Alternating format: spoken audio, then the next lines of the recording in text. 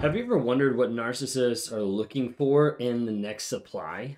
Or maybe you've been with a narcissist and you've gotten right back involved with another toxic person. Or maybe you feel like you just keep going to person to person. You're like, why do I keep attracting all these narcissists? Why do I keep attracting these toxic people?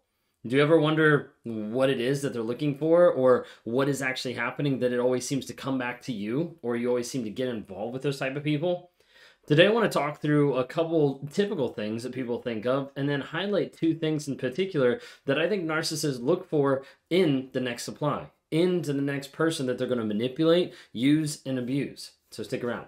If you guys are new here, my name is Ben Taylor. I'm a self-aware narcissist on this channel to provide awareness, growth, healing, and change. We do it on all the different platforms: TikTok, Instagram, Facebook, YouTube, LinkedIn, Amazon Music, Apple Podcasts, Spotify, all under Raw Motivations. So if you don't follow already, you can go and click on Raw Motivations and give us a follow. Help share some of these episodes with someone that might be struggling with the same thing. Maybe somebody that is a friend of yours that is going through the crazy making time of being with a toxic person that might just need some encouragement or might just need to have their eyes opened of what might be actually going on in their life or in their relationship. If you want to talk to me one-on-one, would love to be able to help you work through the trauma bond, breaking through the rumination, and building healthy boundaries. Would love to talk to you. Just go to rawmotivations.com, click on the link down below, click on one-on-ones. Would love to interact with you and help coach you through that healing process and that healing journey moving forward. If you guys don't have community, like people alongside you that understand what you're going through and are able to support you, then I want to invite you to check out the NARC app. This stands for Narcissistic Abuse Recovery Community. It's a community of like-minded people that we've built to try to help people through the crazy making and to continue forward out of the abusive relationship into that healing journey as they continue moving forward into a growth mindset. We've been working hard on developing it and changing it around and adding more features to it so that you can interact with other people on the app. You can go in and you can take courses on narcissism or specific things that we're talking about on a particular month or basis. And you can go in and you can log your no contact. You can journal your truth. You can engage with weekly lives and weekly assignments that we do, and also monthly group coaching that we get involved with every single month with bringing coaches from all across the globe. We'd love to have you check that out. Go to narcapp.com, N-A-R-C-A-P-P, narcapp.com. We'd love to have you there and be able to join in that community aspect as we build that even further. Anyways, that's all I got for you guys today. Jumping into the episode today, what do narcissists look for in that next supply? Because normally you'll see some people that they're like, man, I feel like I'm just stuck in a cycle of being with a narcissist. Like it always happens. I've been going from narcissist to narcissist. Or maybe you've been with someone who is an overt narcissist and then you get stuck in another relationship and you're like, this is so much better. They're not like that person. And then you realize that they're actually a covert narcissist and you're stuck with that as well. Okay? A lot of times people get to the place where they think, maybe I'm just a narcissist magnet. Like I just attract narcissists. So we've done a couple of videos on that particularly because a lot of times people think like, I don't know what I'm doing. Well, I want to be able to dive into that. Okay, so a couple popular things that a lot of times people talk about that they think are like common with a lot of new supplies, with the next person, with the next victim, different things like that. One of them would be the idea of them being younger. Okay, it's not all the time. Sometimes it's older, but a lot of times we'll see people that come to the table and they're like, yeah, the person that they, decided to go with, the person that they cheated on me with, all these different things, they were just younger than me. Like, not just like a year younger, like they were like 5, 10, 15, more years younger than me. I don't understand what's wrong with me of why they went to that person. Well, to give you perspective, the reason why a narcissist goes for a person that's younger than you is often the idea of moldability. It means that that person hasn't had as much life experience. Maybe they're naive. Maybe they haven't seen as many aspects. Maybe they have no clue about narcissists, right? And so the narcissist goes to this person and it's like, hey, I can take this person, I can mold them, and I can develop them to be the perfect person for me. To be the person that I want and that I need in my life to fill all the gaps and all the holes because everybody else in my past wasn't good enough. Everybody in my past couldn't meet my standards. Well, that's because the narcissist was always moving the standards because they couldn't deal with themselves. But that's a whole nother subject, okay? A lot of times narcissists will go for people that are younger because they're easier to mold and they're easy to develop to become that servant to the narcissist. Okay, that's the common one that a lot of times people bring up. Another one that people bring up a lot of times is like empaths.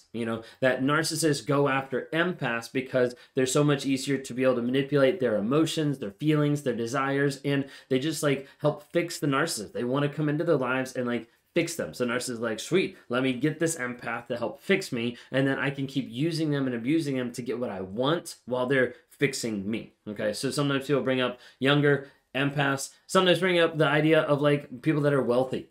A lot of times the narcissist wants to move on to the next supply because that person has more money. Maybe they just got an inheritance. Maybe they're just already wealthy, and the narcissist is like, let me go bum off with them. Let me go be with this person to lift me up, to make me better, to make me feel better, to crash on their couch and use up some of their money. Okay, and we see a lot of times narcissists that will get involved with people that will bleed them dry with money, and then they leave and they go on to the next person. Okay, oftentimes you also have people that even go to other supplies as the idea of status. Of like, this person has a higher status, they've got a higher education, maybe they're higher just with wealth and like that status symbol that they get from that. Maybe it's politics, or maybe it's the education level, or whatever it might be. It's like, I want to go to this person, I want to get with this person for that leverage. And you see, when we talk about narcissists and relationships, we have to remember that a lot of those relationships are transactional. It's like, what can I do the least amount as possible to get the most back? Like, how can I just show up and breadcrumb and leave little things and get the status, the wealth, the manipulation, like whatever it is, how can I get as much back as possible without really investing in them, just making them feel like that? Okay? Well, what I think as well is like going into this, a lot of times people have like those 4 ideas of like, these are like popular ones, right? But I don't think that's always the case. I think a lot of times that we see those, they're not consistent. Like I said earlier, you might have someone that's younger or that's older. You might have someone that's wealthy or not wealthy at all. You might have someone with status or not status. Like, I don't think it really matters. Because you'll see people that'll cheat, and you'll see people that go to new supplies, and they're not as young, they're not as pretty, handsome, don't have the wealth, they don't have the status, and they don't always go to people because of that. I don't think so. And as I've been working with more people, as I've been doing, having coaching sessions, doing workshops, webinars, like different things that we've done, I've started to notice more of a trend that it's not just about the appearance, it's not just about the status, it's not just about empath or all these things out there. I think it really boils down to 2 things. Okay? So the first thing that I think the narcissists look for in the new supply is no sense of self. If you don't know who you are, it makes you a high target to be molded into what the narcissist wants you to be. Oftentimes I ask this question to clients, or we're starting to work through some of the abuse and getting into the boundaries and the vision casting, and a lot of times people have no idea who they are. And it's totally understandable coming out of a narcissistic relationship, because that gets broken down and beat down so much, you feel like you're left with no sense of self. Like, I don't even know who I am. I don't know what I like anymore. I don't know what I want to do. I don't know what movies to watch. I can't pick out things and make decisions. Like, I don't know what to do, because all of that has been in such an abusive relationship for such a long period of time. So as a result, people don't have a clue of what direction they're going or what they're supposed to do. Those type of people that don't know who they are oftentimes get back into a narcissistic relationship because they don't have that confidence or the repetition of doing different things to build that confidence. And as a result, they become very, very easy to manipulate. The narcissist takes them, places them in the fog, and then is like, all right, now I can control what they see, what they do, where they go. A lot of times the narcissist will put you into that fog and will be able to direct you wherever they want, because you don't know your own direction.